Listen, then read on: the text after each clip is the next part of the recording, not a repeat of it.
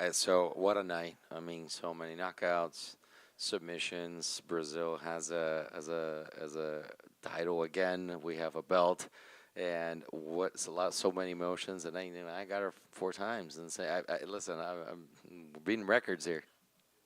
And I'm curious.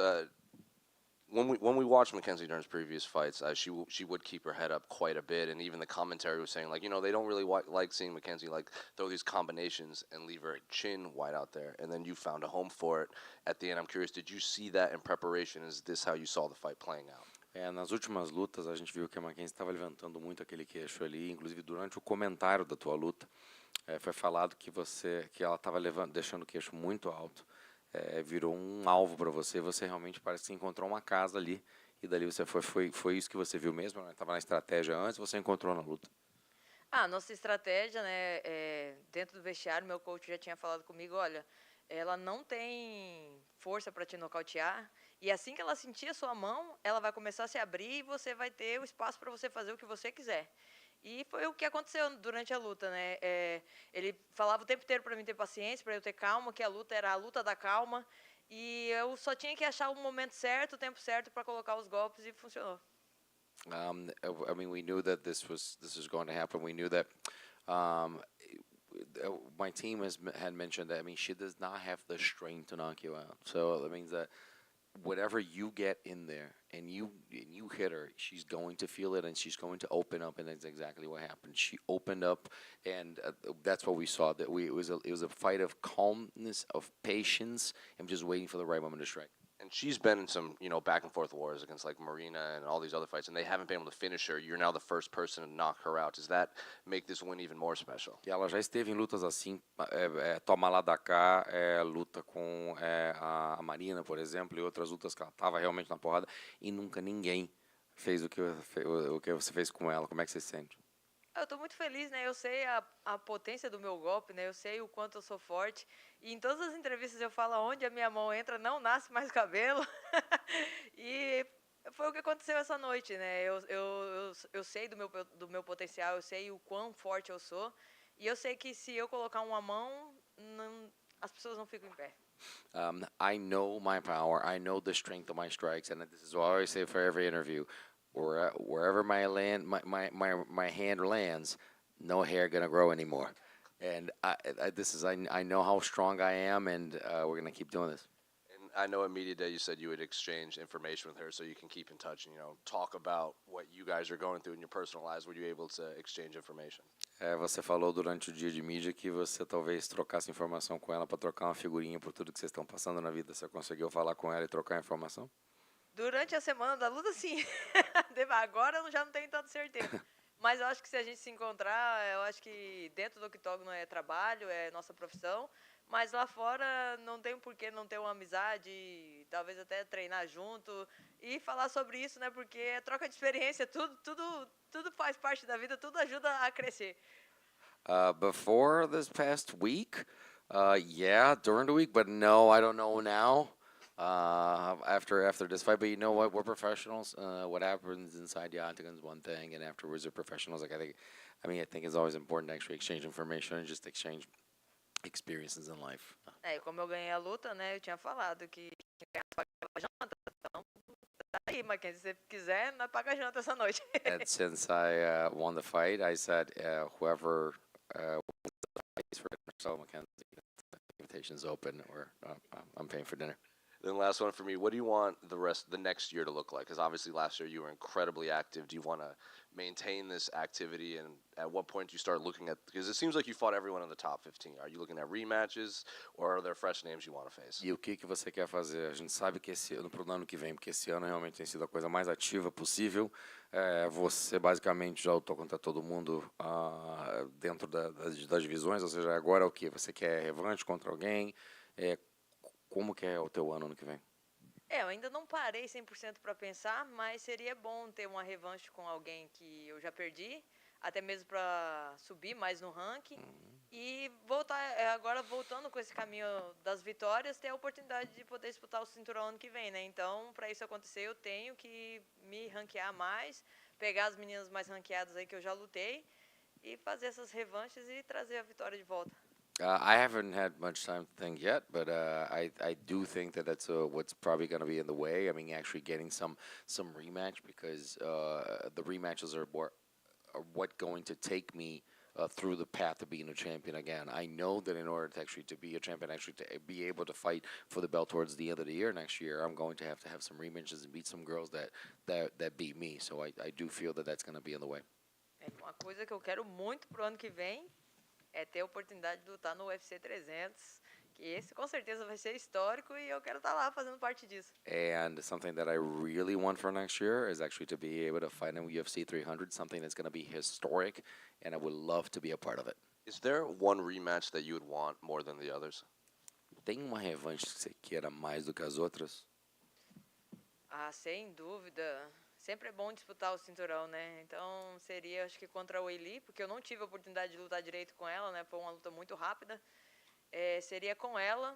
Mas se a Joana voltasse, também seria uma luta muito boa e muito interessante. I think obviously having the opportunity to fight Wei Li, because that was kind of a quick fight, it's kind of taken quickly. So I don't think I think I deserve another chance, and it would be really cool if Joanna comes back. That would be really interesting. It looked like with about maybe 60 seconds left in the first round, you flicked a switch and really started taking it to Dern. Was it just something you noticed at that point? You'd realize her strikes weren't hurting you? Or was there some sort of maybe concerted effort to finish a round strong? What happened there? A gente viu que mais ou menos com alguns segundos faltando, com uma certa quantidade, um tempo, mais ou menos 60 segundos faltando no primeiro round, você basicamente acendeu. Parece que caiu a ficha e você foi para cima dela. Foi alguma coisa que você viu? Foi o momento de atacar? Ou basicamente você só queria finalizar o round? Na verdade, foi a estratégia que a gente montou na minha equipe. O meu mestre estava comigo dentro do vestiário e ele falou para mim, olha, fica bem atenta, essa luta é a luta da paciência, vamos ter calma, vamos trabalhar junto, me escuta. Quando tiver faltando 20 segundos para acabar o primeiro round, eu vou falar para você e aí você vai com tudo para cima, porque em 20 segundos ela não vai te finalizar, ela não vai te colocar para baixo e você vai conseguir colocar o teu jogo. E aí você vai mostrar para ela quem você é de verdade e aí no segundo round, minha filha, aí a gente vai fazer o nosso trabalho. E foi isso que aconteceu, né? Faltando 20 segundos, eu escutei ele falando, olha, falta 20 segundos, vai para dentro. E aí foi aonde a mão entrou e ela caiu sentada. Yeah, this is something that was actually we talked about in the locker room before. So coming into the fight, my coach actually had a conversation with me and said,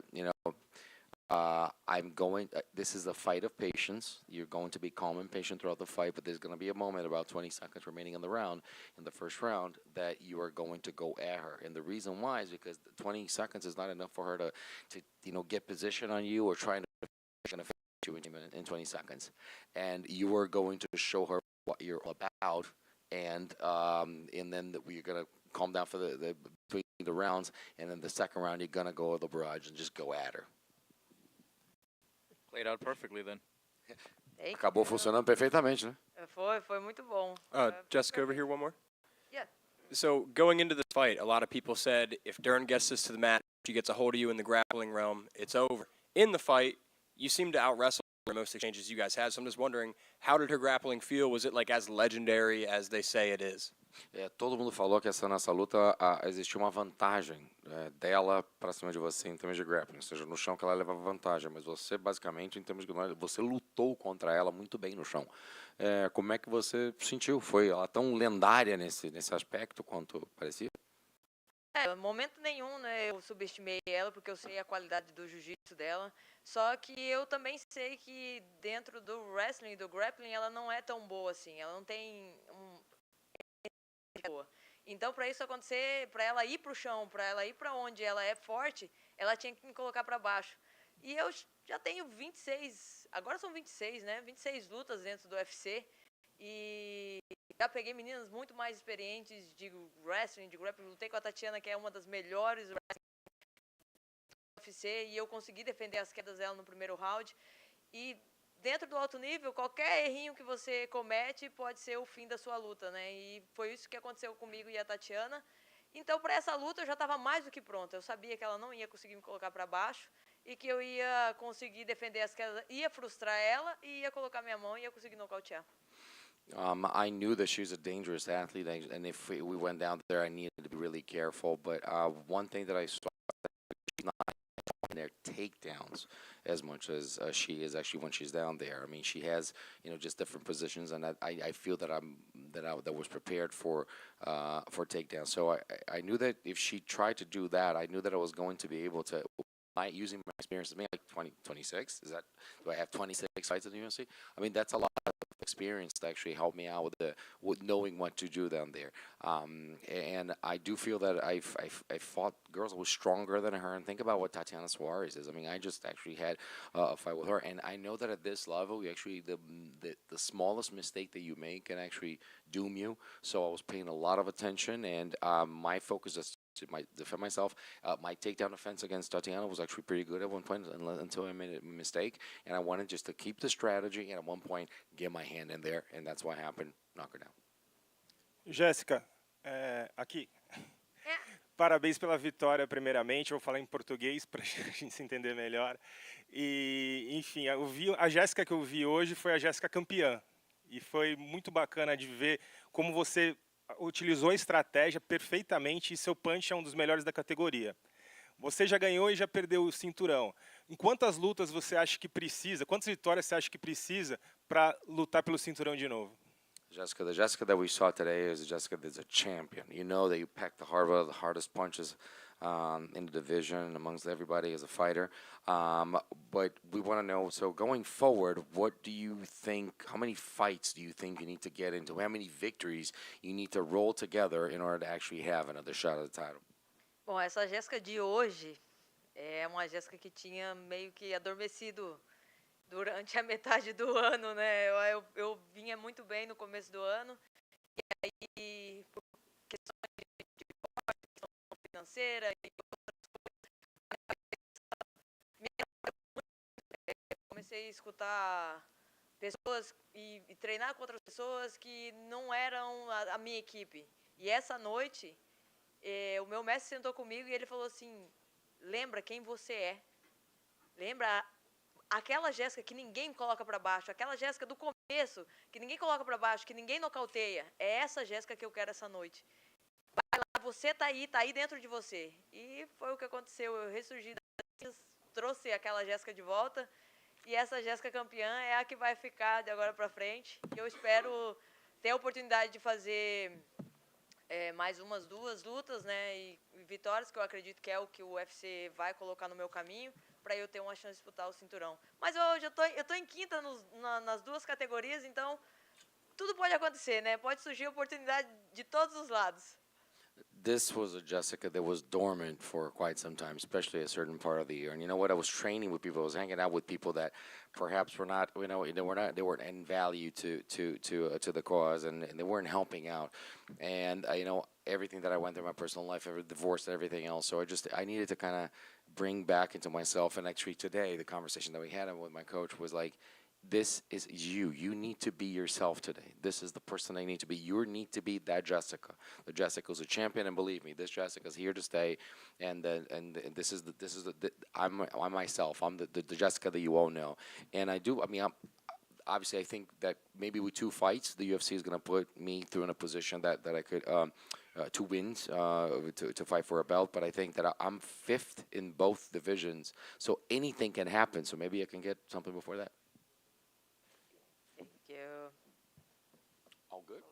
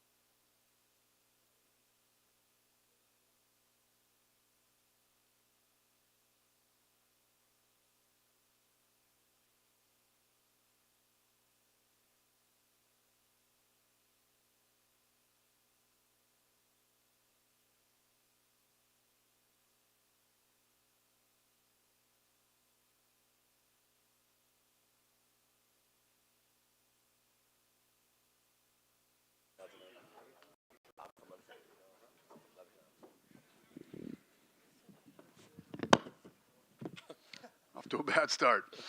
The gate was 12.43 million. It is the 4th highest gate in UFC history, 2nd highest gate in MSG. UFC is now 1, 2, and 3 all time at Madison Square Garden. The Slava fight was the fight of the night. They both got $50,000. Diego got performance of the night. Andrade got performance of the night. Denis got performance of the night. Aspinall, performance of the night. Pereira, performance of the night. Everybody gets $50,000 tonight. You just feeling generous tonight? What's that? You're just feeling generous to hand out all the extra? Tell me everybody shouldn't get $50,000 tonight. Yeah. Tell me this show wasn't fucking awesome. Tell me we're not 1, 2, 3 all time at Madison Square Garden. Yeah, everybody's getting paid tonight. Awesome. Definitely a great event, as you said. Maybe a touch of controversy in the main event. Yuri, in his interview afterwards, said it was probably okay. I think I was out. But I guess, what's your thoughts? Maybe an early stoppage, or did you like it? Well, if he says it's not, then it's definitely not. What do you think where Alex stands now, like all time? I mean, he's only 11 fights into his MMA career, right? But he's one of a handful of guys now that has 1 and 2 weight classes. Do you look at him as an all-time great already? Incredible. I mean, I don't know about an all-time great, but, it's incredibly impressive what he has done in a short amount of time. Yeah. He kind of mentioned the name Israel Adesanya again. Obviously, they have that history. You had Jamal Hill outside the cage. It wasn't real happy about that. I guess, what can you tell us about both those guys? Oh, Jamal he asked for Israel in his interview? Yeah. Yeah, Israel's a weight class below him now, but we've seen that. Yeah, Jamal Hill, when he's ready, is the fight that makes sense. Do you have any idea how his recovery is going? Has he informed you when he might be ready to fight? Going good. Apparently it's good. I don't know. Okay. I don't talk about this shit. Yeah. Tom Aspinall, incredible. No controversy there whatsoever. I guess, man, what did you think about that? I think we all expected both those to go guys quick. Stepping up, taking it on short notice, and both big, heavy hitters. That could have gone either way, and Aspinall got it. When you see that guy, hailing from England, obviously, do you immediately think we got to take his next fight? We got to do it in England, like have a title fight over there, or do you think that? Well, with a lot of these guys right now, you're looking at possible Spain, UK, France, all good stuff. All new territories or places we've haven't been in a while or haven't been, or it's all good stuff. We saw Stipe tonight, and obviously we wanted to have Stipe and John. Is that still the fight to make, or do you feel like maybe Tom deserves to fight John or deserves to fight Stipe, or maybe that's a better fight? No. You do those two. Right. Those two both deserve that fight. That's the fight they want. What I love is that John Jones, as soon as he heard that he was injured and he knew how bad it was, went right to LA, got the surgery, and he's already in rehab. So physical therapy, I should say. He's in physical therapy. Yeah. Yes. John Jones is in physical therapy already. All right. We're happy about it. Thanks. And I guess so. Do you anticipate Tom defending the interim title because of how they'll have to wait for that fight to happen? Do you expect him to fight somebody else? I don't know. We'll see how that plays out. We'll see what happens. Took this fight on short notice. Obviously, looked great. He's got plenty of money to chill out for a minute, and we'll see. Nice. And last thing for me, I just want to ask you, 30th anniversary show. I know you're not always the sentimental type, or have time to even reflect. But I guess special moment in the company history. What does tonight mean for you? Yeah, I mean, when you look at it, it's our 30th. I was thinking about this earlier. The corruption that kept us out of New York City for so long, for us to come in here in just 7 years, and you think about this historic arena, this incredible city, and for us to be number 1, 2, and 3 all time on our 30th, and great card tonight, great fights, great crowd. You couldn't really button up a 30th anniversary any better than tonight. Dana, to your right. I know you follow boxing for a long time, and Joe Louis, who won a title in this arena, was known for that 6-inch left hook that he had, short little. And I kind of thought of that when Alex landed that punch tonight, that little short hook on Yuri. It was like that kind of power is rare, and you don't see that very often. Do you think that that's what separates him kind of from the rest of the pack? Yeah, and what's crazy too is the first leg kick hurt him. He knew it. he kept kicking that leg, and that leg was going to be a problem as the fight went on. And, you know, the kicking power, the punching power. He moves like a middleweight, you know, and he's pretty nasty. And Yuri's kind of a tough guy to figure out with all Very, those and stances. he's tough, durable, tough guy. Right. And I guess, you know, what I'm impressed with Alex in that case is the fact that he's 7 fights in his UFC career, and what is it, 10 fights or 11 fights overall, and he's able to deal with those things. Yuri was switching stances a little bit early and, you know, kind of the way he was moving. Does that impress you, the fact that how Alex has grown in this short period of time in MMA, and he's adapted, and he seems like he has a complete game already in just, you know, how many fights it is? Yeah, I mean, I think that he and Israel Adesanya, if you look at them coming from, you know, one style and being able to make the transition and do as well as they've done here, it's very impressive. And then the last question for me, you know, I asked Aspinall this before the fight. I said, hey, dude, you know, you saw what Volkanovski did and saw what Usman did, and they took the fights on short notice and they lost. Did it give you any pause? And he said, well, you can never win the title sitting on the couch. And I wonder what your thought is on that, because sometimes if guys aren't preparing, they don't give themselves the best chance to win, right? And the fact that, you know, Alex Volkanovski and Kamaru did what they did was commendable, but they also didn't give themselves the best chance to win. But you still believe in guys taking that opportunity, right, in doing what Tom did tonight. Yeah, 100%. I mean, when you get to that level, I mean, you know, you're one of the. I mean, Volkanovski is pound for pound #1 guy in the world. You know, you definitely jump on those opportunities when you get them. I guess the only thing I was saying, though, is if you're not training on a, like, I know all these guys work out, but on a regular basis, right? His guys told me in the ring tonight that Aspinall was on vacation when he got the call. So, you know what I mean? This is a crazy business, and there's very small windows of opportunity.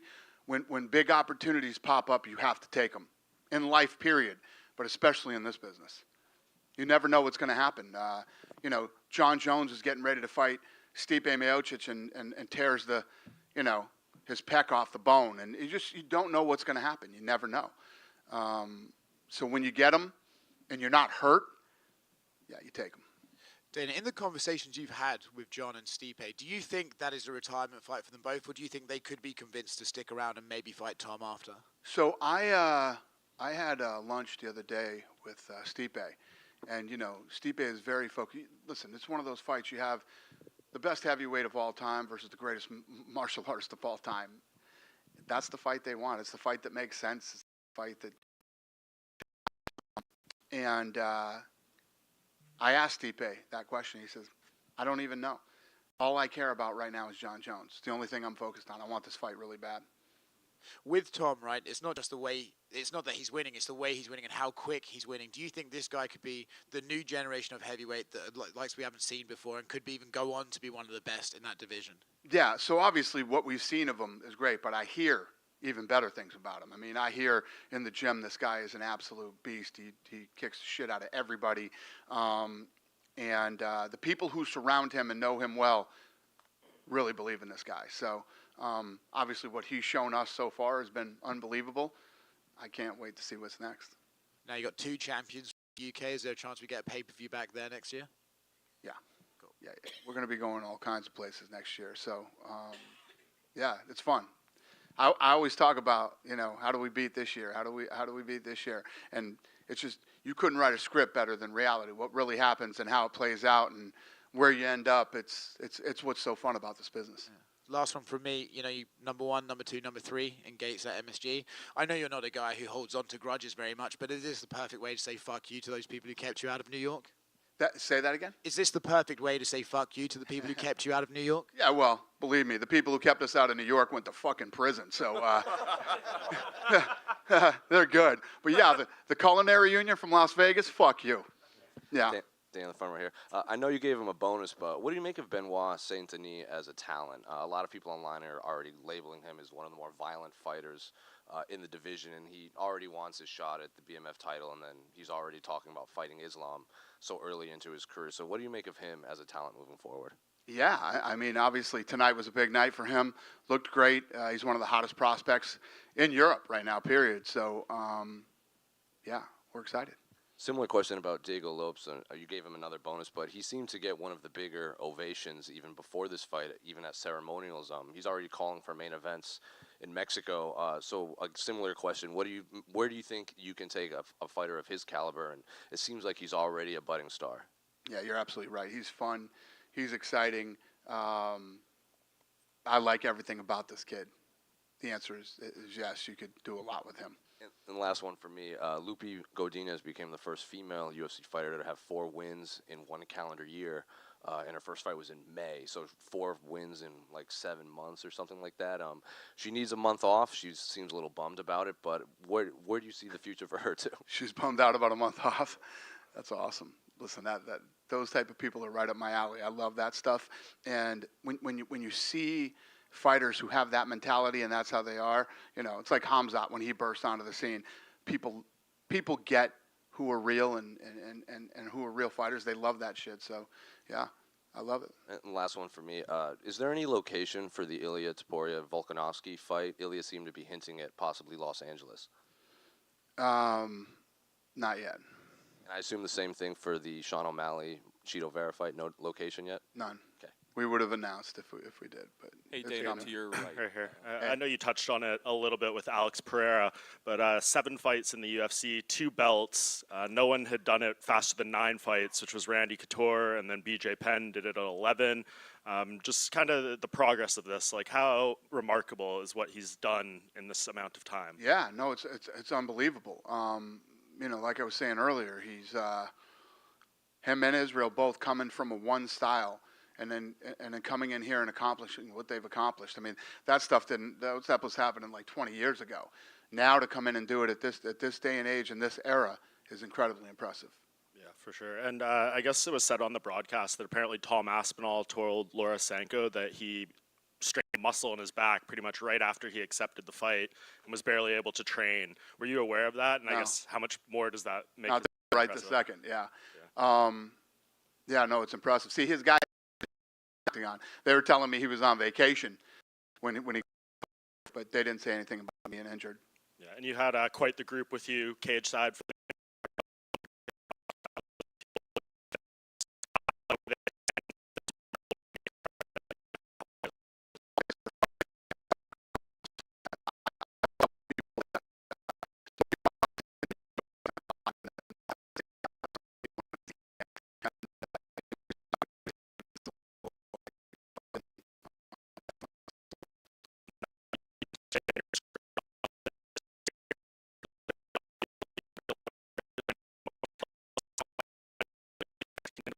Mexico, we are both for the Sphere, and we are already working on the creative for the show.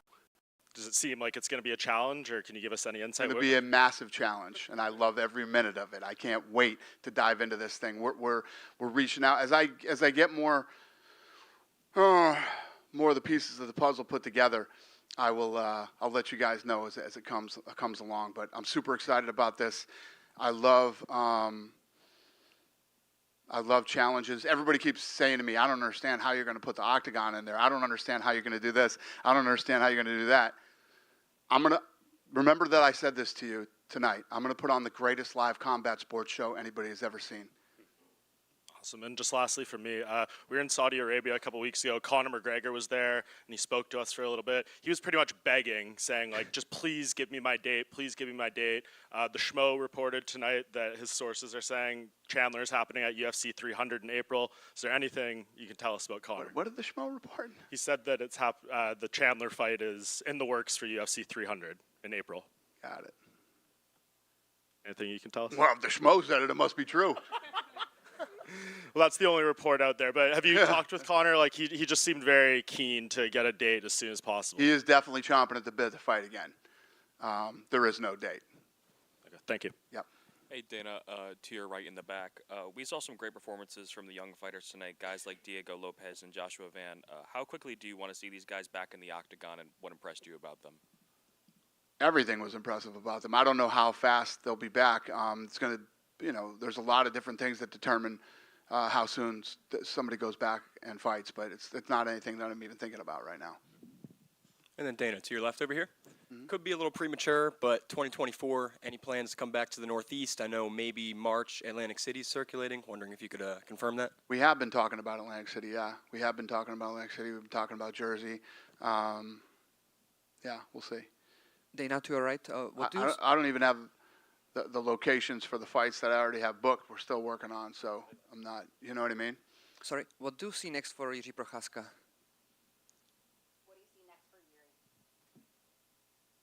He just fought 25 minutes ago. Okay. Dana, please. I have no plans for him right now. You know, he needs to go take some time off, relax, heal. His leg's busted up. And then we'll figure out what's next for him. He'll be back. He's a tough, durable guy. And, you know, we'll figure out what's next. Thank you. Dana, on your left. Hey, hello. We have a 22-year-old fighter in France called Baki. He's currently in 8-0. He's fighting next week for the welterweight belt at Ares Fighting. We also know he was Khamzat's sparring partner for his fight against Kamaru Usman. And what do you think of him? Do you have an eye on Baki? And are you open to his rival on UFC League? What was the question? Whoa. It was about a fighter that's Khamzat's sparring partner.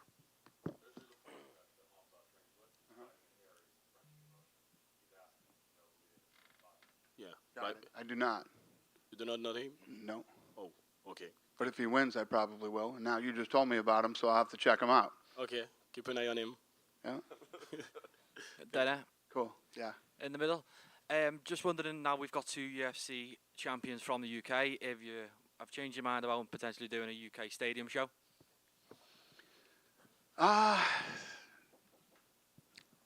Yeah, I mean, I could. I love the O2.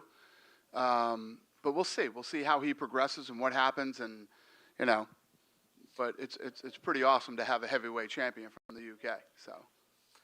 And just another one, Deontay Wilder the other day said that he's interested in transitioning to MMA.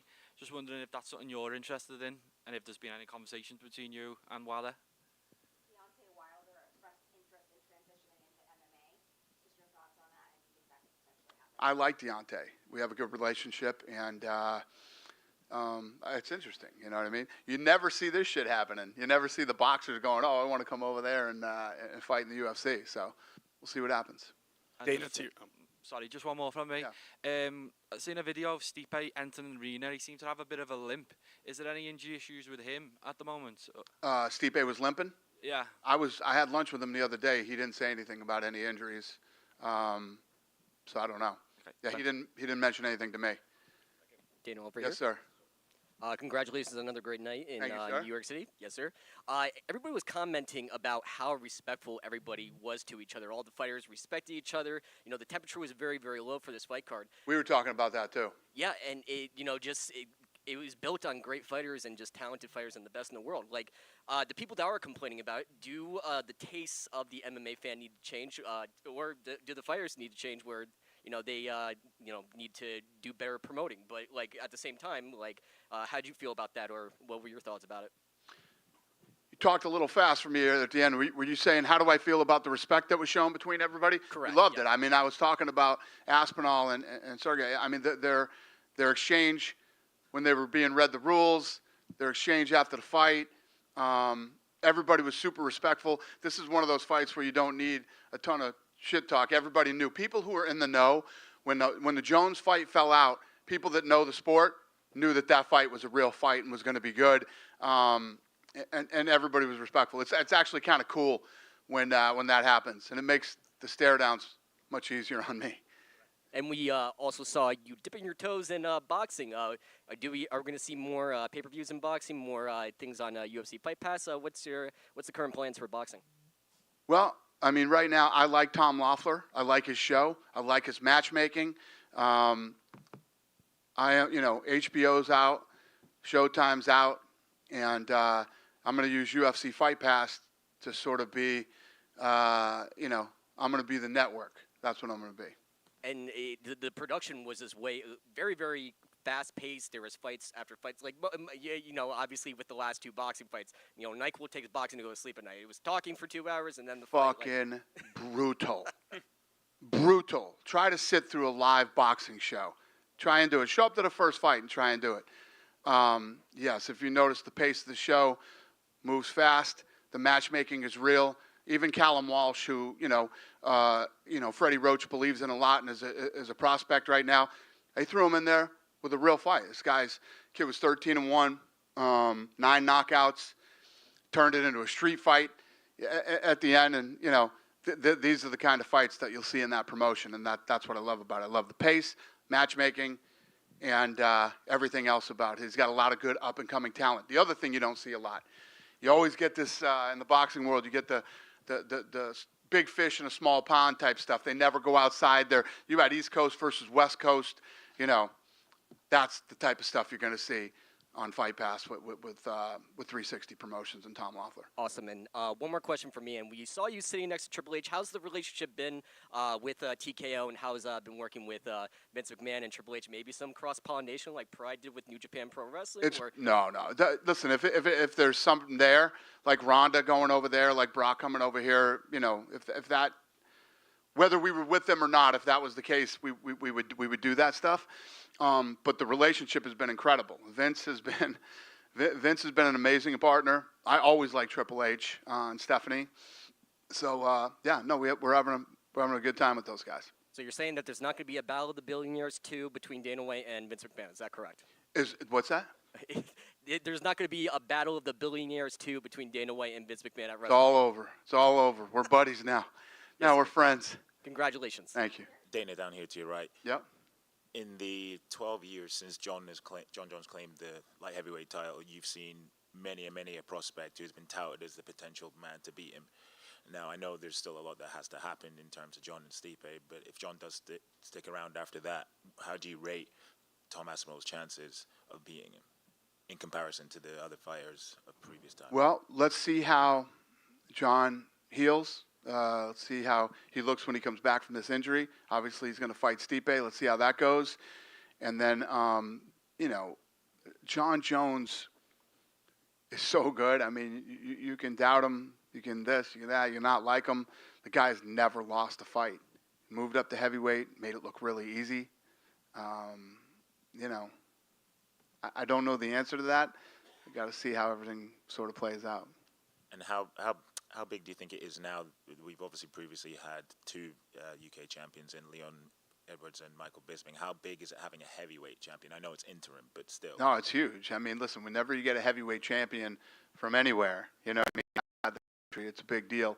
And to have a heavyweight champion in the UK who is a bad dude and legit, and everybody around him claims that he's that good, and he's a great guy, great personality.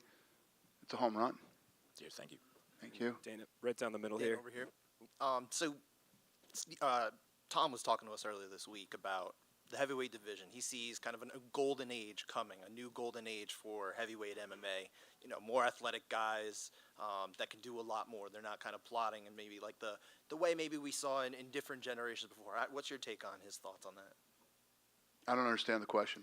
What do you see as far as the heavyweight division right now? Like in the future, like in the next 5 to 10 years kind of thing. Do you see different heavyweights now than maybe we saw in past generations? Well, you're gonna. Yeah, I mean, if that's not the case, we're in trouble. The sport keeps evolving. The athletes keep evolving. And, Aspinall is amazing. He looked great. He's got a chin, too. He ate a couple shots tonight, and, and like I was just saying with this gentleman over here, we have a heavyweight champion from the UK, so it's awesome. Now, do you really want to keep him on the shelf for, as much as maybe a year for Jones and Miocic to kind of sort things out, or are you going to maybe have to start considering other options in the interim? Yeah, I don't know. I don't know what we're going to do yet. I talked about that earlier. We'll see what happens, you know what I mean? Like I said, he's got some money, and I don't know. I don't know the answer to that question yet. You guys love to come to the Garden. Obviously, November is your time of the year. Have you guys ever considered, or are you considering maybe 2 times in the coming years at all? Yeah, the thing is, too, when you come to the Garden, you want to bring your A game. You want to bring the right fight. We'll probably be back the end of next year, and we'll be 1, 2, 3, and 4. And you guys obviously you've got a relationship now with James Dolan because over the next 3 years, we'll end up being in the top 10. You've got this relationship now with James Dolan. You've been working with him for many years here. He's got the Sphere, of course. You guys have that going on now too. Is that something you guys have ever talked about? Is there more interest on their end to get more? Oh, 100%. 100%. They'd have us here every weekend if we could. And yes, I have a great relationship with Dolan, and I've been got it done, so I'm excited. Dana, right down the middle here. Nate Diaz was in attendance tonight. I'm just curious if you got the opportunity to speak with him, and I guess kind of where does his relationship with you stand since he left the promotion? You guys? No, I didn't see him tonight, but he called like 2 days ago and seeing if he could get some tickets. And of course, he can have tickets. This is his house. He can come back whenever he wants to. But we haven't talked about any fights or anything like that. Gotcha. So no business talk since the Jake Paul thing. No. Dana, there were some rumors a little bit ago about the Islam Makhachev and Charles Oliveira rematch, which were kind of quickly dismissed by Ali and the management team. Is that still the plan going forward to have that rematch? And if so, when would that be? Eventually, but Volkanovski's. You talking about Volkanovski? Oh, yeah. Makhachev and Oliveira. Yeah, no, we don't have anything right now. Maybe in the summer. All right, thank you. Yeah. Dana that over was here. never a fight, by the way. That was announced. That was never a fight. Dan over here, right next to him. The co-main event was for the interim heavyweight title, and we're preparing for Jones versus Miocic. But the original plan that we all wanted, was John Jones versus Francis Ngannou. Obviously, that didn't work out. I've seen in boxing that there's a lot of cross-promotion in the divisions, whether you see people from Top Rank going to Showtime or anything of that nature. Is there an opportunity for you to cross-promote with the PFL for, say, a Jones and Ngannou fight, and is there anything specifically stopping that from happening?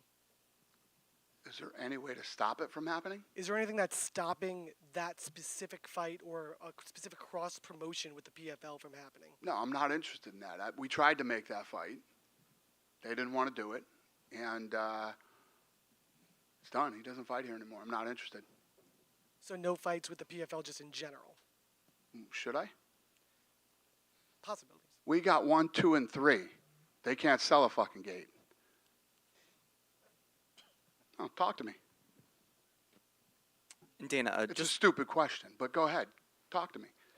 Why would I do that? I tried to make the fight here.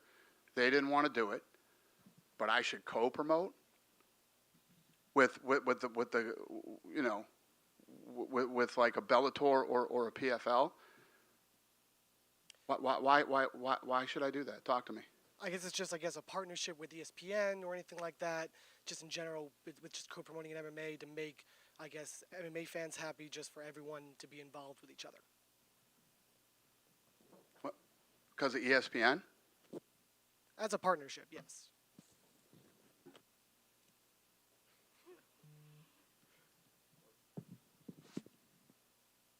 You win the dumb question of the night. Congratulations, sir. What did you want to say? Did you want to chime in? Yeah. Okay, thank you. Yeah. Mark Zuckerberg tore his ACL a couple of days ago. He was training for an MMA fight, but he's still super into the UFC. He wants to come back and compete. What's it like having somebody like Mark be into the UFC? He was into this fight tonight. He was into the Volkan Islam fight. What's it like having somebody with his influence be into the UFC? Yeah, I mean, there's a lot of influential people that are into the UFC, and it's always a good thing. I mean, it's never a bad thing. But yes, Zuckerberg is obsessed. I mean, he's so obsessed he blew his ACL out training like a maniac. But yeah, it's awesome. I have a very good relationship with Zuckerberg. He loves the sport, and yes, the answer is yes. Having somebody like Mark Zuckerberg love the sport is incredible. Dana, just wondering, I know you touched on it a little bit, but let's just say if like a fan approaches you tomorrow and they said that they heard Alex say Adesanya come to daddy and they want to see that fight again, just what would you say to someone that's really hoping to see those two get in the octagon? Listen, anything is possible. I mean, Alex moved up a weight class. I don't see Izzy moving up a weight class. But, I don't know. I mean, I'm sure people do want to see it again. I don't know the answer to that question yet. We'll see when Izzy comes back, what he wants to do, where his head is. I mean, if you look at what he's accomplished in his time here too, whatever he wanted to do, if he wanted to move up and fight Pereira again, we'd probably do it. Probably give him a fight at that weight first if he wins, and then give him a shot per. I don't know. I wouldn't say that we would never do it. Dana, right back here. 2024 is coming up. What percentage of, or a rough percentage of the fight nights do you think will be on the road and not in the Apex? What's the question? What percentage of fight nights in 2024 will be on the road and not at Apex? I don't know. You hate the Apex? No. I just like the road. All right, sir. What publication do you write for? 740 The Fan out of Fargo, North Dakota. He writes for who? North Dakota, 740 The Fan? Yes. 740 The Fan, North Dakota. Yes. What's your name, sir? Josh Linus. You better be at every fucking fight night. I would love to be. That happens next year. I would love to be. You Okay. be on the road, I'll be there. No matter where we do a fight night, you better be there. Sounds good. Deal. Dana. Yeah. Alex Pereira won 2 belts at Madison Square Garden. Is there any chance of him defending this belt in Brazil in the next time? Hell yes, he will. I've been talking to you guys a lot about Brazil. We're in a big rebuilding phase down in Brazil right now. And obviously, you know, having another champion now is a big deal. Popular guy. So, yeah, tonight was definitely a big night for Brazil. In the stadium, soccer stadium. In a soccer stadium. Soccer stadium. Okay. You guys all want stadium shows, huh? I don't know. We'll see. We'll see. Yeah. Thank you. French Market, one question. Dana, Benoit Saint-Denis strongly believes there's a threshold, glass ceiling, with the top 5 in the lightweight division. He wants to break it. On the team, we think he's probably a fight away from breaking to that top 5. Some think it's 2, so I want you to cut it out. How far is he away from fighting the likes of Justin Gaethje or Dustin Poirier, BSD, Benoit Saint-Denis? Yeah, Benoit thinks he could break into the top 5. How close do you think he is to that? Yeah. Where's he at now? What's his ranking now? He's. Well, he wasn't ranked, but I'm thinking he's going way better than what Frivola was ranked at 14. Well, first of all, great question to ask in this room. All the people in this room make that decision, not me. And he just beat Frivola, who's ranked number 14. So you beat 14. Maybe if the media thinks that he's, you know, he beat 14 easily. He made it look easy. Maybe he goes to 10 on Tuesday. I don't. I mean, that would be a big jump. But maybe he goes to 10. But what matters to us is number 10 can fight number 2 and number 3 pretty soon. What's that? Can the ranked number 10 fight number 2 or number 3 pretty soon? Oh, would we put him in a fight with number 2 or number 3? That's right. Sure. Are you his agent? Huh? Are you his agent? Proud Frenchness, you know that. French pride, French pride. Proud Frenchman. I love it, man. Hey, listen, this is how it works. I love it. You know, this is how you get a guy that explodes in a country or a region or whatever it is. And yeah, so on Tuesday, most of the people in this room and the media will determine where he ranks in that division, and we'll see. And then we'll get back into matchmaking, see when he's ready to turn around. And you know what I believe we could do? I believe we could go to France and headline him, you know, on a card there. And yeah, we'll see. I mean, it's exciting. I'm happy about it, and it's going to be fun. We'll see. Thank you. You guys done? Yeah? Have a great night, everybody. Thank you.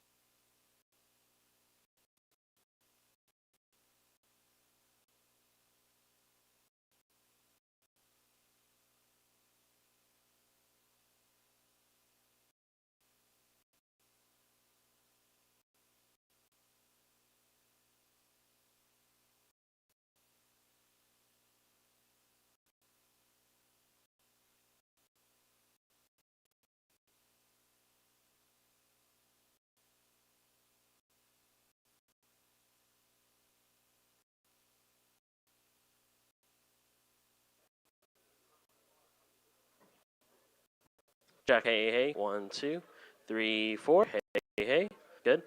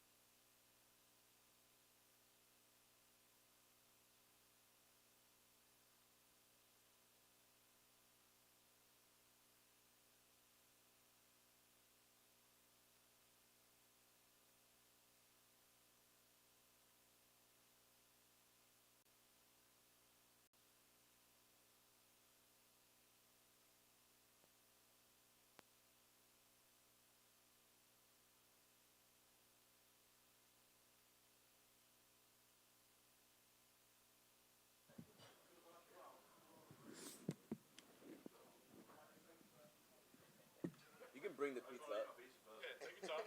You can bring the pizza up. You can bring the pizza up. It's all right.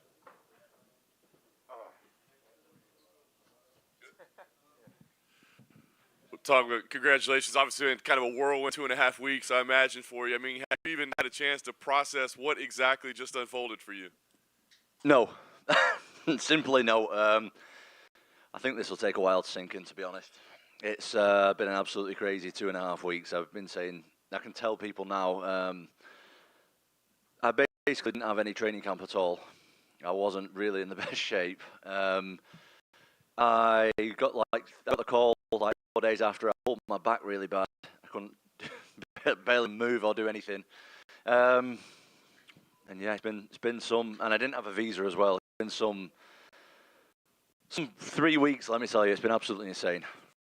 So pre-fight at the press conference, I loved what you said. Like, I knew that, I couldn't win this thing sitting on the couch. So I said yes. But given all the circumstances he's facing, like, was there any part of you inside that was like, this is dumb?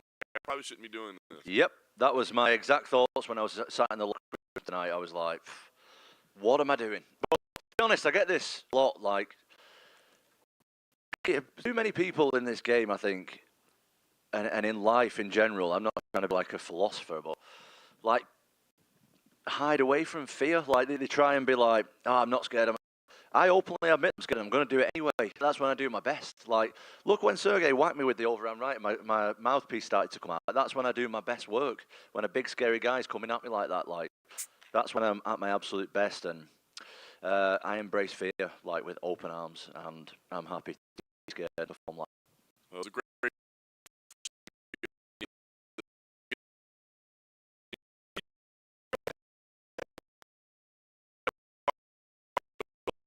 Oh, absolutely insane. Yeah, it was just like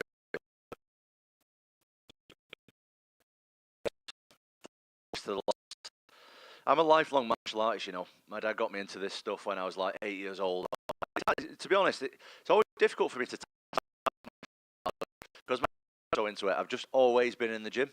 Like, I just used to, like, I was a shy kid. I didn't have like too many friends or nothing. So I just go to the gym just because I had nothing else to do. I didn't even train. I was just sat around kicking a football around and just chilling. And I do a couple of techniques and I go off again. And so, but to answer the question, I've been involved with this crazy martial arts journey for most of my life, and everything just flashed through my mind before my eyes. It was absolutely insane and an emotion that it's difficult to get to grips with. That's awesome. Last thing for me, I know you're going to want to take some time to just enjoy this, but have you started thinking about what's next? Because it seems like it's kind of a weird picture, right? Dana was here earlier, and he says, we still got to do John and Stipe. So I asked him, would Tom defend the interim title? He's like, I don't know. He's got some money. He'll sit around. Have you started mapping it out, like what you would like to do now? No, I've not really thought about that, to be honest. I didn't think about anything like that before this fight at all. Like, I was aware of what I was up against tonight with Sergey. This is a guy that I know personally because I'm involved in these circles kind of at the top of the division. Nobody wants to fight that guy. Cut all bullshit aside, nobody wants to fight that guy. There's champions turning him down. So I knew what I was up against tonight, and I couldn't think past Sergey. So the guy's an absolute machine. And right now, I just want to chill for a bit, man. To be honest, we'll see what happens. But ultimately, I want to fight John Jones. So, Tom, over here to your right, if I could. You were on vacation, Dana tells us, right? Nearly. So where were you? I've got a little place in Wales. Like, it's driving distance, but I've just bought a little place in Wales, which is like a holiday home, we call it in the UK. So I just go there with the family sometimes. So we had a little trip planned over there and didn't make it. Another one I've missed. I'm the worst vacation guy ever. I never seem to make it. So how was your wife when you did that and you told her that you had to leave the vacation? Yeah, she's not that happy, but she's used to it, you know. If I didn't have her, I'd be, you know, that's some of your biggest issues is your close circle to being successful, and she's very on board, as are the rest of my close friends and family. So I'm very, very lucky in that regard. What did you do to get your back in the kind of, because I know backs are really bad when you're hurting. What did you do specifically to get yourself back in condition so that you could fight? It's still bad. It's still not great.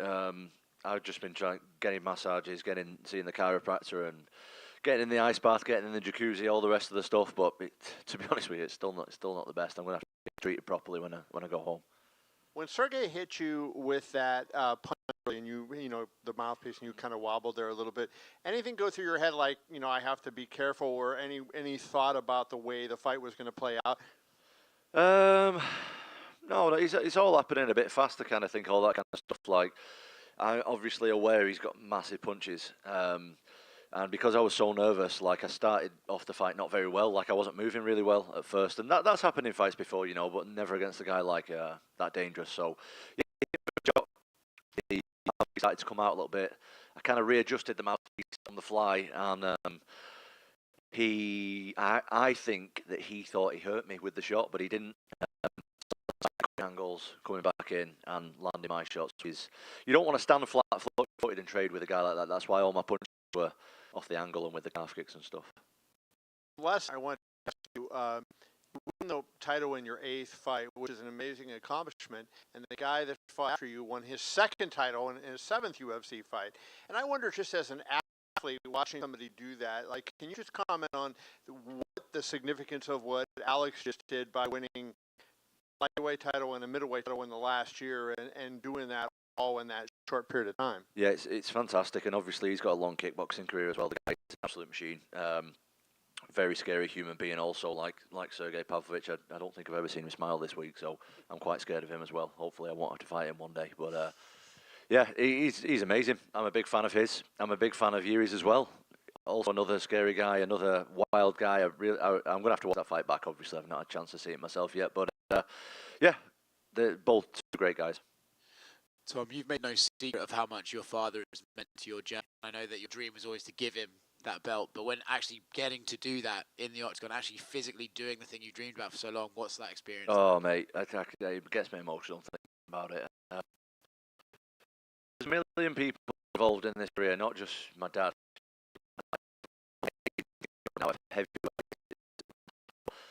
I've trained at so many gyms over the years, all at this point near enough all over the world. Do you know what I mean? I've started training in Team Carbon when I was like 14. Then I've boxed with like the Furies for years. Now I'm got the heavyweight team going, and I go over to Holland to train with Rico Verhoeven and stuff, and I'm part of their team. And not only that, I've been numerous boxing gyms, numerous strength and conditioning people, all kinds of different stuff. Like, I've done it, and I just hope that not just my dad, but everybody who's been a small part of that can look at him and be like, I'm proud of him. Like, that makes me really, to make someone who's proud of me, who's been part of my journey. And because I respect everybody so much, you know what I mean? All the training partners, all the support, all the coaches from different gyms and different disciplines. Like, I respect everybody so much. And for somebody to look at me and be like, I was part of that journey and I'm really proud of him, that absolutely means the world to me. You know, there was a time where you would sit in front of us and tell us, like, oh, I'm kind of nervous to fight in front of a sellout crowd. I've never done that. I might not be any good at it. And then tonight, you come out, you win the world title, you walk out the cage. Michael Bisping's there to grab you and say congratulations. Can you put into words your own personal growth? Like, being this guy who, you know, you're self-deprecating, and then being able to get in there, knock out the scariest guy in the division, and prove to yourself you're the best in the world. Yeah, it's pretty trippy, mate, when I do my little crouch down thing that I do before the fight. I look to the side of Sergey's head, and I see Donald Trump's head looking back at me. It's pretty trippy scenes over there. But yeah, it sounds like corny and stuff, and I don't want to be that guy. But sometimes you just got to believe in yourself, you know. And things start shifting around you to make it work. It's really bizarre. People like all these fighters, all these champions, like, the friends of mine, the close friends. They're not just like people I look up to. They're actually my friends, and they give me advice, and it just means the absolute world to me that anyone would look at me and be like, I'm proud of him. Honestly, that really makes me happy. Last one for me. I know you said that you kind of want to take some time, and John Jones is the target, but Cyril Gane's calling you out, says he wants to fight you. Oh, that's interesting. After I just called him out, went to France, and he turned the fight down. Any interest? I think he should fight Almeida. I think them guys should fight each other first and see what happens there. Right. All right, so I have to ask about that. When you guys put your hands on each other's shoulders at the beginning of the fight, did you know that he would reciprocate, or what went into that? Because we don't normally see that before a heavyweight title. No, I didn't. I didn't know anything. I respect him as a person, as an athlete. I respect all my opponents, whether I like them or not is kind of irrelevant to me. Like, this is a sport. I treat it as a sport. I don't hate anybody. I don't, I have love for everybody. I told him after the fight that I love him and I'm sorry and hope he gets back and all that kind of stuff. And I respect him before the fight, during the fight, after the fight. Opponents are irrelevant to me. Like, they're just a person that I'm fighting. It doesn't mean anything to me. I don't have to hate anybody.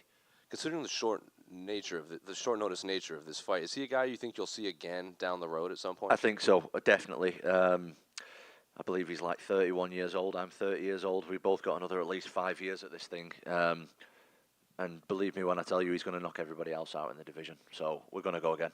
Do you think you're the best heavyweight in the world? Yes. Considering that you said Sergey was the scariest fighter in the division, and we saw what you did to him in essentially no training camp, do you now think you take that moniker as the scariest guy in this division? Don't know. I'm very friendly, so I'm not sure. Very, very nice man and friendly, but I think when that octagon door closes, I can do things that other heavyweights can't. Simple as that. Simple as that. My mind is so different, and I see shots that other people don't see. I make decisions that other people can't make, and you might look on the outside and think, this guy's got holes in his game plan. You jump in and let's have a go and see how you get on. you just said that you make, here in the center, Sorry. You make decisions and you hit shots that others can't see. You won the fight off of a pair of left rights back to back. Was that something, again, you saw, or was it just a matter of trying to get fast hands on him, or what? It's just reactive. That's just like a testament to my training. I've been training since I was, as I just said, 8 years old, and when I see a shot, I'll throw it, and when I don't see a shot, I won't throw it. And I believe I hit him with like a stepping over left hook and a right hand, and then maybe 1-2 after. I'd have to watch it back. Yeah, I've been in this, not this sport, but I've been in martial arts a long time, and we've done plenty drills over the years with my dad and stuff like that, and with all the other coaches who've been involved, where my reactions are super fast, my eyes are super good. We still drill stuff with the eyes every day now, and yeah, it's just practice. Without giving away too much, what is your favorite reaction eye drill? Reaction eye drill. Oh, so my dad's got like a little gym in his garage for the American people over there. Thank you for the translation. No problem. And for years now, my dad's been like got these tennis balls, and he's just like launching them at my head, and I've got to like move the head out of the way. And I'll tell you what, it's paid off tonight, though, hasn't it, Dad? That was pretty good. I don't want to get hit with a tennis ball, so I definitely won't want to get hit by Sergey Pavlovich. So, yeah, we do a lot. We do a lot of that kind of stuff. We do a lot of different training, and I've done so many unorthodox training stuff with my dad in the garage over the years, and it's all top secret stuff, though, so I don't want to give too much away. Tom back here. Hello. Hey, how you doing? Congratulations on the win, by the way. Thank you. I think chance taking is the family business. Would you say, considering that your dad quit his job to train you, and you take a fight on short notice and win the world championship? Is there a piece of advice that he gave you at the very beginning when he started training you that he had to believe in? He believed in you enough to quit his job to train you, and now you believe in yourself enough to take these risks and chances. But is there a piece of advice or a quote that he gave you that has always stuck with you throughout your training? It's difficult to say with my dad because we've been through hundreds of thousands of hours of conversation. Do you know what I mean? It's not just in the gym. It's the drive to the gym. It's the drive back. It's in the gym. It's at home. It's on the travel to fights. It's going to competitions as a kid every weekend. And there's a million things that he's told me, but the most important thing he tells me every single time is just enjoy yourself. Just do you. Just enjoy yourself. And that's what I always try to do. And one more question for me. Obviously, the Great Britain market, the UK market is awesome with combat sports. And how does it feel to take back the title to your home? And you know it's going to be a party back there. Absolutely unbelievable. I can't wait for that. But right now I'm going to enjoy tonight. But I think we should do Tom Aspinall versus John Jones in Manchester. that is something special, and I'm sure the UFC are going to be on board with that. That would be special. Dana said he did want to bring it back to the UK, so it could happen. There we go. Congratulations, champ. Thank you. Tom, down here to you, right? Dana was just in here before, and he just said that he's open to the idea of doing a stadium. Now, obviously, the historical one would be Wembley, and I know you said that you're just taking it in right now, but now that I put that prospect to you, and maybe I know Manchester would be perfect for you, but what about yourself? Absolutely incredible. Also, the greatest fighter of all time versus the UK heavyweight champion of the UK heavyweight.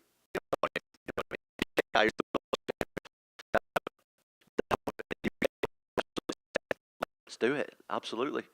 And John has kind of gone on record and basically said that the DP fight might be his last fight. And I think he said that because, he's been like down the years, he needs someone to excite him. Do you think that performance that you just put in there would excite him and get him up for one more? How could it not? I don't think I did much wrong for him to be like, that's an easy fight. I think if I hit anybody square in the face, they're going to go to sleep. Simple as that. And John knows that.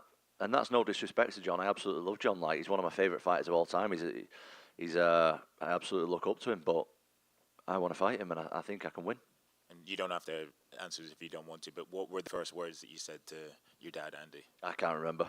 I was just in a world of absolute madness. Cheers, mate. Appreciate it. Tom right here. This was kind of a star-making performance from you tonight. When this kind of happens, life can change a lot. People come out of the woodworks. They want things from you. They want to be your friend, all that stuff. How do you plan on handling that kind of change that may come from people around you? I've been experiencing that a little bit over the years, do you know what I mean? But we keep a tight circle. Simple as that. Anyone who's not on the... Well, I used to say before tonight, anyone who's not helping me become the best in the world, I'm not going to be around them. But I'm the best in the world now. So we keep a tight ship. I'm happy with the people I've got around me. Absolutely incredible people. Each and every day I enjoy. Each and every day, I'm spending time with people I love and who care about me, and I love them back. It's not like, they're not just sucking up to me because I'm doing well in my career. Like, we're all friends. We've got family members involved. There's all kinds going on. But I'm really happy with the people I've got around me right now. I don't need anybody new. Yeah, and one of those people who's shown you a lot of love, I know you touched on it a little bit, was Michael Bisping. You guys kind of embraced when you were leaving the cage. How much has his support meant to you through this process? It's meant a lot to me. I used to go watch Bisping and sit up in the nosebleeds before he even knew I existed, like for a good few times. I remember going watching Bisping against Chris Lieben in Birmingham. I don't know what year that was, but it was fucking ages ago. 2008, I think. It was 2008, yeah, so I would have been 15 years old then. Do you know what I mean? And we saved up and sat in the nosebleeds to watch Bisping. So me and Bisping now are good friends. He's an absolute idol of mine. I look up to him as a person and as a fighter, and I just love what he's doing. Bisping is just such a great guy, and yeah, I got a lot of respect for Bisping. Congrats, man. Enjoy it. Thank you. Tom in the front. Yes, hello. Down the middle here. Tom, did you get the chance to talk to your? I know it's really early in the morning. Yeah. At home. Did you get the chance to talk to your wife? And Not yet. Not yet. Yeah. My dad tried to call her, but she didn't pick up.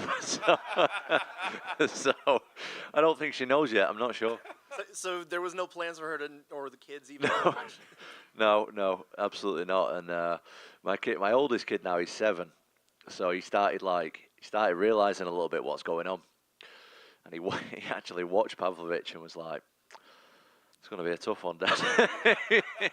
He's like, he goes a lot off rankings because he doesn't know, like, the rankings definitely stand for something, but he knew that Pavlovich was ranked number 1 and I was ranked number 4. He was like, "Oh, this guy's number 1. You have to be careful here, Dad. This is," and then he started telling me a game plan, and then he said, "You got to remember it though. Make sure you remember it." I was like, "Yeah, will do." He said, "You're gonna have to write it down, Dad. You're gonna have to write it down and take it with you." I was like, "All right," but I'm sure he'll be happy when he finds out. Well, what was the game plan? Not what I did. No, the game plan was like use my movement, use the calf kicks, which were working really well. Don't square up with him, let him come straight on, which I did okay, to be fair. To be honest with you, I was really nervous in there. and I couldn't get my movement going well straight away. I felt like I started a little bit slow in comparison to normal, but I'm not complaining. We got the win. Was that because of the back, the movement going? I think so. I don't know. I don't know if it's the back or the back's actually all right now. It's not as bad as it was. I don't want to milk it. It was quite bad, but it's all right now. But I was just nervous, man. To be honest, I was very scared backstage. I understand you felt like you maybe owed your family a vacation, a holiday, Yep. because of the interruption of everything with this.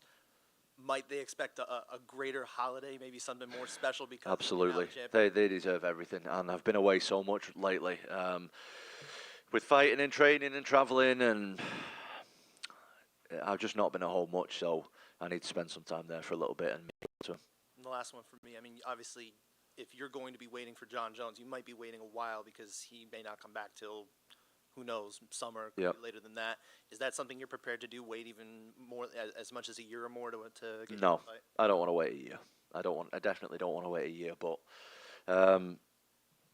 I think that me and Jones is the fight to make, to be honest. So if I have to wait a year, I will. Like, that's the fight that I really, really want. And I think that me and John in the UK, that's just a dream for everybody. At the UFC, fans, everybody will love that. So that's what I'm aiming for.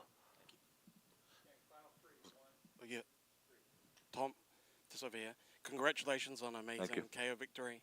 Tom Aspinall is now the interim heavyweight champion from Manchester, England. Do you have a message to your fans back home? It just means more to me than anyone will ever know, to be honest. Yeah, I just appreciate it a lot. Like, where I'm from is very important to me.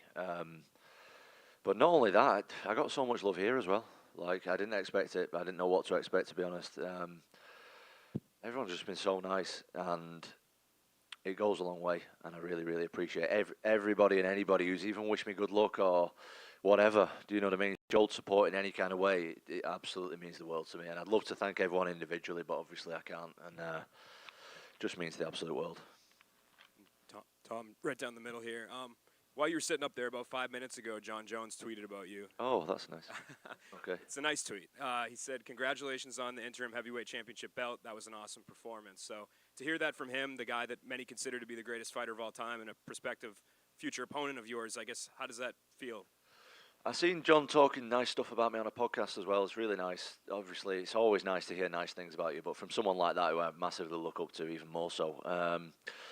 Yeah, thank you, John. And just give me the opportunity, John.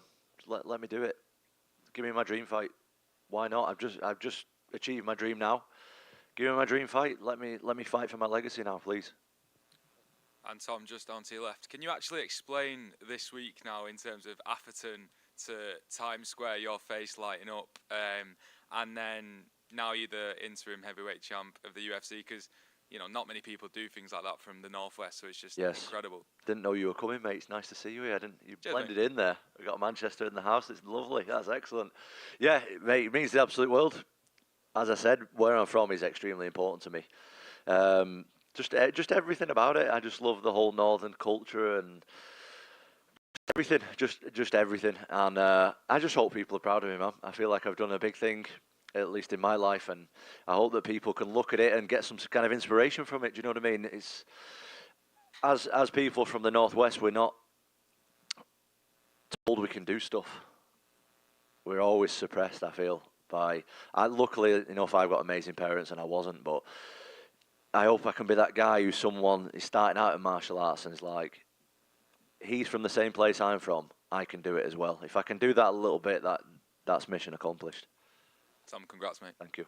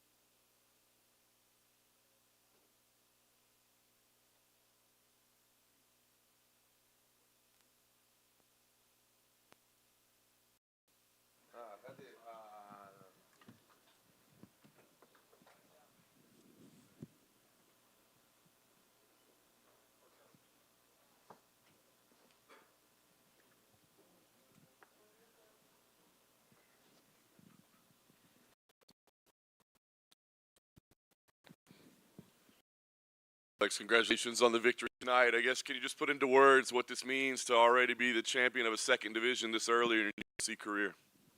Alex, parabéns aí para a sua grande vitória hoje à noite.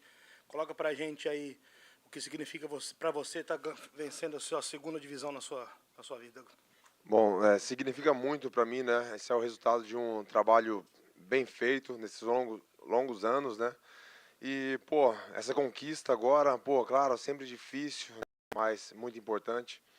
É onde eu consigo, né, mostrar um pouco para as pessoas, né, que às vezes não acreditam num sonho, não acreditam onde pode chegar, né? Todo mundo sabe assim da minha história, sair de onde eu saí, né, chegar onde eu cheguei, conquistando o mundo agora, né? E eu acho que tudo é possível, né? Então estou mostrando isso, eu acho que é muito importante, né, mostrar isso. It means a lot to me to be able to conquer this after so many years of training and dedication, and also it's very important for me to be able to show to everybody, you know what I mean? Everybody know where I came from, my humble beginnings. So to get here and achieve this is a big achievement for me. Very nice. Yuri, obviously notoriously kind of wild, difficult to predict, unique. How did you find being in there with him? Was it more challenging maybe than you thought? Pô, devido ao estilo dele, né, ser um cara mais diferente, do jeito que ele se move e tudo, meio único. Como é que você achou estar lá dentro com ele? Bom, eu sempre pensei isso, né, que era a luta perfeita para mim, claro, sabendo que, pô, ia ser difícil, ia ser uma guerra ali, mas o estilo dele ali, pô, favorecia, né, pro meu estilo. Então, não fiquei assim surpreso, né? Eu fiquei um pouco surpreso porque eu achei que ele iria atacar um pouco mais, ser mais agressivo, mas eu estava achando a distância, né? E pô, consegui achar a distância e conectei os golpes bons nele. Well, I was not that surprised. You know what I mean? I knew this was going to be a good fight for me. Maybe a little surprised to find the distance a little bit at first, but then I found myself in the fight. I knew he was going to make a mistake. Yes. Yuri himself said there's no controversy, but the stoppage was a little weird. I guess, what did you see during the stoppage, and do you feel confident that it was stopped at the right time? O Giri mesmo fala que foi certo, ele não está contestando do jeito que pararam, mas parece que foi talvez meio cedo. O que você tem a dizer sobre a luta, sobre o jeito que o juiz parou? Bom, eu posso falar, né, que, pô, eu tava ali, pô, conectando os golpes e sentindo a pressão ali, né, quando eu conectei aqueles dois golpes ali em pé, e ele veio para as pernas ali para tentar agarrar, né, porque ele tava sentindo já. Pô, eu comecei a lhe bater, depois das cotoveladas nele, eu vi o corpo dele, pô, amolecendo ali em cima das minhas pernas e, pô, deu no que vocês viram e, pô, claro, tem as pessoas que gostam dele, estavam torcendo por ele, com certeza vão falar algo, mas, pô, ele já é o cara que estava sentindo as porradas e ele, pô, falou que foi correto. No, man, he was feeding those punches. I felt he was feeding those, and then when he got in, he got connected to the left hook and then the cross. Once he dropped on my legs, which he was not like getting a takedown, but he actually fell. I start punching. I start feeling that he was a little bit fading away, and I think it was a good stoppage. I know maybe his friends and his supporters, his people, his fans, gonna maybe try to say that was not, but I think it was the correct way.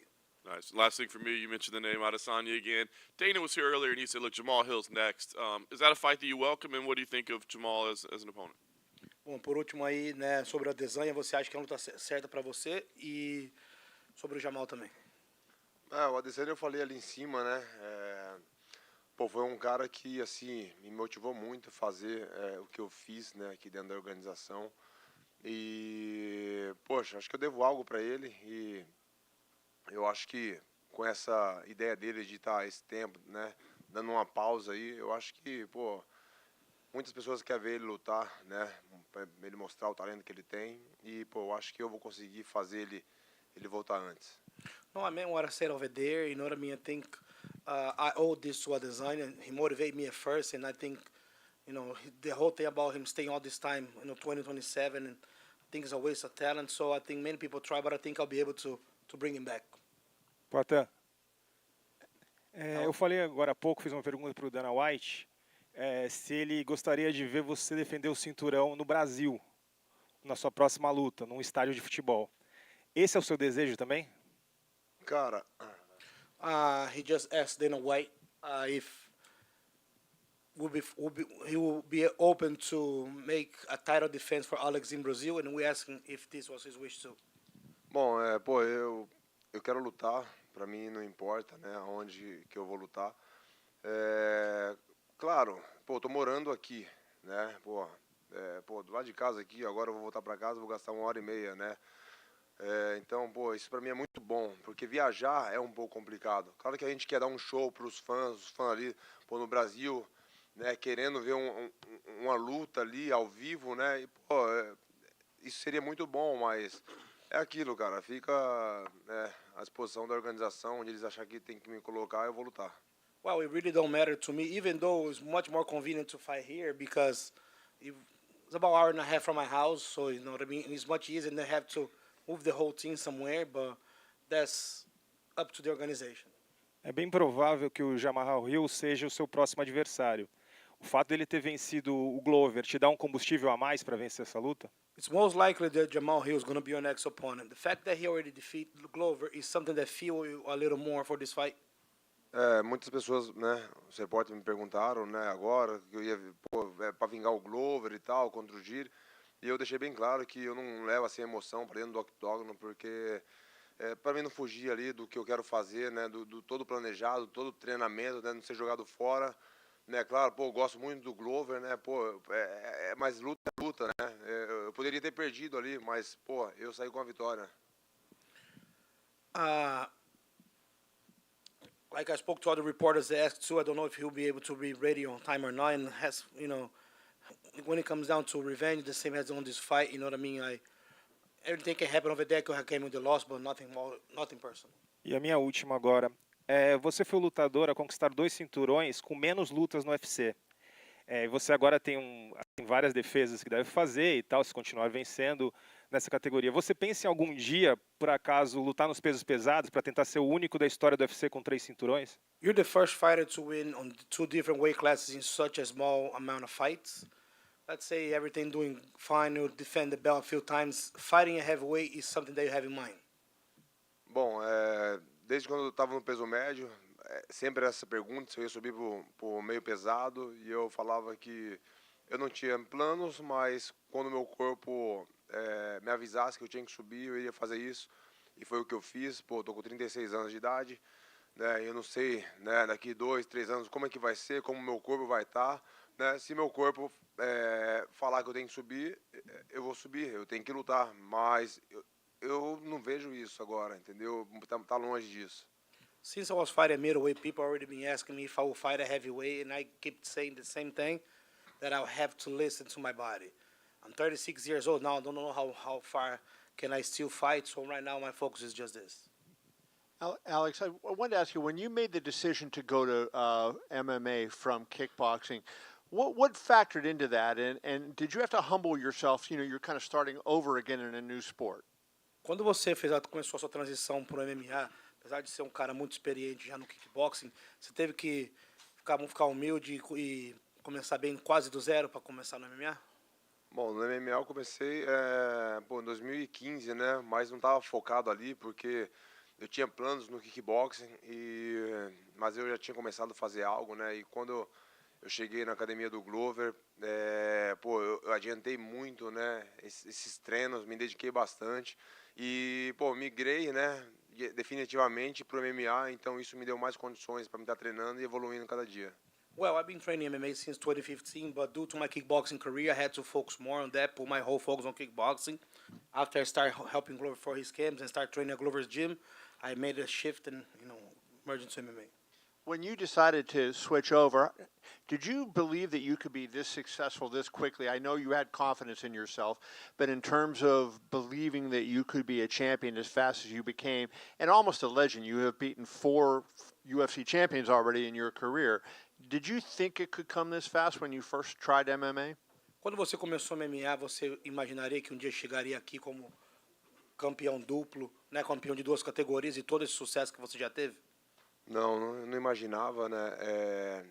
Falei também, quando eu comecei a treinar, né? Conheci a arte marcial, treinando ali já quase 5 anos ali treinando, e eu não sabia nem se eu ia conseguir viver do esporte, viver da luta, né? E claro, mas tinha pessoas que acreditavam e me incentivou e hoje eu tô aqui, né? Agora, né? Campeão aí de 2 categorias, né? E é isso. Man, I not even on that. Let's move back because on the beginning, I actually don't even know if I could support myself only as a fighter, if I could make a living out of that. But thanks to a lot of good people around me, kept me motivated, kept me boosting me. I'm here to champion two different weight classes. Do you feel, my last question for you, Alex, do you feel like, Anderson Silva set a standard for fighters in Brazil with all the title defenses he made, but do you feel like the path you're on, you have a chance to be the greatest fighter ever from Brazil, given you've already won 2 titles, and who knows what else you might be able to do in this sport? Bom, o Anderson Silva meio que colocou padrão, né, de melhor lutador da história do Brasil com todas as defesas de título que ele teve e tudo mais. Né, você acha que você consegue, com tudo que você está fazendo e conquistando, sendo campeão em 2 categorias diferentes, ser o melhor lutador que já veio do Brasil? Bom, eu não estou nem focado nisso, né? Pô, eu quero lutar. Eu vou estar continuando, fazendo o meu trabalho, né? Foi um trabalho bem feito. E eu não consigo decidir esse tipo de coisa. Mas eu vou estar fazendo o meu trabalho e as pessoas que são responsáveis por isso vão decidir e vão ver qual que é a colocação. Well, I'm not really focusing on that. I'm focusing on just keep doing my job and fighting. You know what I mean? So it's not up to me. It's up to the people who make those records, who make that stuff to decide. Alex, in the front right here. A year ago, you said that the beating Israel Adesanya and claiming the middleweight title meant a little bit more than your Glory Championship. So I'm curious, where does this title win rank amongst all your other ones? Ano atrás, quando você foi campeão em cima do Adesanya, você falou que significava bem mais do que os títulos no Glória que você tinha. E agora esse que você ganhou, onde que você coloca ele nas suas conquistas? Bom, eu sempre falei, né? Sempre a minha próxima luta é a mais importante. Essa aqui, né? Foi a mais importante. Né? Falei isso 2 dias atrás. Agora, quando eu parar de lutar, quando me aposentar, aí eu vou parar, né? Vou focar nisso e vou falar assim, pô, qual foi a última luta? Qual foi a luta mais difícil ou a mais importante? Então, eu vou parar para pensar. Mas a minha luta mais importante vai ser a próxima. Well, right now my biggest achievement is always my next fights. So the most important fights for me is always the next one. Once I retire, I'm going to look around. I'm going to take a real look at my career. I'm going to say, okay, this was the most important to me. Will you get another UFC title tattooed on your arm? Você vai fazer outro cinturão tatuado no seu braço? Não, outro cinturão não, porque, pô, tem que... Cinturão é o seguinte, tatuagem é o seguinte, tem que ter um tempo pra fazer. E agora eu quero treinar. Mas o que eu posso fazer é, para facilitar isso, eu fazer só colocar assim 2 vezes, né? E escrever, mas outro cinturão não, dá muito trabalho. Esse aqui ainda nem terminei, falta mais uma sessão. Eu vou terminar essa sessão para ficar bonito, mas outro cinturão não. Well, not another belt because, it takes a while and I'm training, so there's a lot of sessions and stuff, but to speed up the process, I might put ×2 on each side. But I don't even finish this belt that I have on my arm, but maybe I put ×2 just to speed up and go with it. Ou eu posso colocar 2 pedrinhas, né? Não é uma defesa, mas aí é 2 cinturões. As pessoas vão saber. Or he put 2 little stones, 2 little jewels. Not so defensive, but people gonna know. That's a good one. And I'm curious if you saw, Israel actually tweeted about, right after your interview, he posted a photo of you knocked out with a wig from the movie Frozen, and he said, let it go. So I'm curious if you see this and do you have a response to him? Depois que você fez sua entrevista no octógono, o Israel postou uma foto de você nocauteado com a peruca da mina do Frozen, congelada, e escreveu para você deixar para trás. O que você tem para falar sobre isso? Ela ergou, tipo, tá no passado. Mano, larga isso aí, entendeu? Não, mas eu fui bem respeitoso ali, entendeu? Eu falei da situação, né? Que, pô, ele foi um cara que me motivou, né? Me motivou. E é isso que eu falo, cara. É um talento, todo mundo sabe. Um cara que, pô, fez história também. Pô, fez muitas defesas. Então, acho que as pessoas querem ver ele lutando, continuar lutando. E, pô, às vezes ele tá um pouco desmotivado, não sei o porquê, mas eu acho que eu sou uma boa motivação para ele estar dando esse show para essa galera, como ele sempre fez. Well, regardless of what he say, I was respectful and I mean what I say. You know what I mean? I give him a chance. I think he's not he doesn't seem motivated, and I think there's a fight to see. So try to boost him to come back. So, quick question for you. Actually, first of all, congratulations. You are easily the best MMA fighter here in the Garden. 3 years running, 3 wins in a row. They're going to hang a jersey of yours from the rafters next to Clyde Frazier if you keep this up. But my actual question is more of a technique one. Your best success came with the kicks, low kicks, mid kicks, but you ended up winning with basically a shovel hook. Were you at all surprised with the kicks being a success or the knockout coming off of the hook? Bom, primeiro que com tudo isso que você está fazendo aqui no Madison Square Garden, você com certeza é o melhor lutador de MMA que já esteve aqui. E daqui a pouco eles vão ter que colocar a sua camisa aqui já. E ele é um cara que preza muito a técnica, ele viu que o caminho da vitória foram os chutes, mas o que impressionou mais foi aquele cruzado curto que você jogou. Te impressionou aquele cruzado? Bom, para quem acompanha, né, minhas lutas, né, já meu trabalho, sempre assim, né, sempre nocauteio, assim, quando golpes fortes, cruzado. Geralmente é na curta, né, e pô, eu tava ganhando a distância ali, machucando, jogando os golpes, chute na perna, saindo da distância dele, e aí comecei a machucar ele bem, e pô, ele tinha duas opções, ou sair, correr ou entrar, né, mais forte, foi o que ele fez, né. Ele fez essa entrada aí com meio que um modo de sobreviver, né? E aí, pô, onde entrou os cruzados curtos. Well, everybody that know how I fight, I go, hurting my opponents little by little. And with this one was no different. So I put him on a point that he either had to start moving back or he had to start moving forward. And that's what he did. Kind of rushed a little bit, almost more, on survivor mode. So that's when he saw that he could catch him with the left hook. Lex, over here in the front. So you've obviously accomplished a lot in this building. You won your debut in the UFC. Next year you win your first title. Next year, this night, you win your second title. What does this arena mean to you in your career? Do you have affection for it, or is it just another place? Pô, tudo que você fez aqui no Madison Square Garden, ganhou tudo aqui. O que essa arena significa para você? Tem algo especial ou é só mais um lugar? Minha casa agora, né? Tem que ver quem que eu pego essa chave. Well, it's my house here now. Just gotta see who do I get the key. And when we'll be back at your house, do you hope it'll be next year? I know you don't have control over that, but is that something you'd like to do next November, come back here again? Bom, já que aqui é sua casa, no próximo novembro você gostaria de lutar aqui de novo? Bom, agora já me perguntaram, né, pô, lutar no Brasil, tal. Pô, aqui é 1h30 dirigindo, né, até minha casa, onde eu tô morando, que é em Denver, Connecticut. Então, pô, aqui seria o melhor lugar para mim, né, para mim lutar. Mas, claro, pô, lutar pro povo brasileiro, né, onde tem uma popularidade assim de fãs, isso é fantástico, cara, poder fazer isso, levar isso para essa galera. Mas, pô, aqui acho que é o melhor lugar para mim, tô do lado de casa. Well, like people just ask about me fighting in Brazil, right? I would love to fight over there, bring, all this love to the fans, but realistically, this is only an hour and a half drive from me, So if I could fight here, always is good. Hey, Alex, in the back. I just wanted to ask, as somebody who also calls Danbury, Connecticut home, I just wanted to ask what it's been like to have the support of that community. Sendo ele também uma pessoa que chama Denver de casa, o que significa para você estar representando aquela comunidade? Representa muito, né? Significa muito, né? Porque é onde eu cheguei ali, né? Onde eu conheci o Glover e, pô, tem muitos brasileiros ali.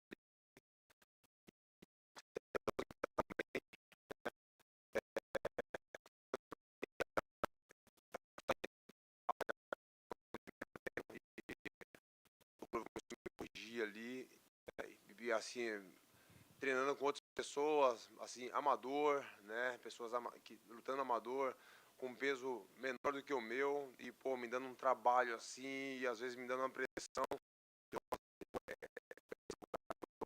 que ficar, né, onde que eu vou ter um futuro, né, se eu quero chegar aonde eu pensava naquele momento, né, que era entrar no UFC, né, e me tornar campeão. Então, pô, ali tem ótimas lembranças, né? E é onde eu, tive todo o suporte, né? Para conquistar tudo isso.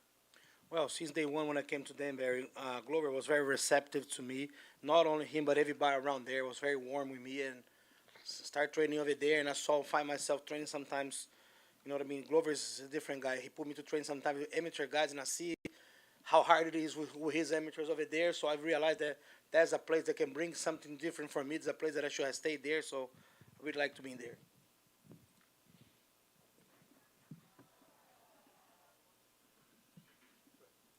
Question from me. Congratulations on winning another championship.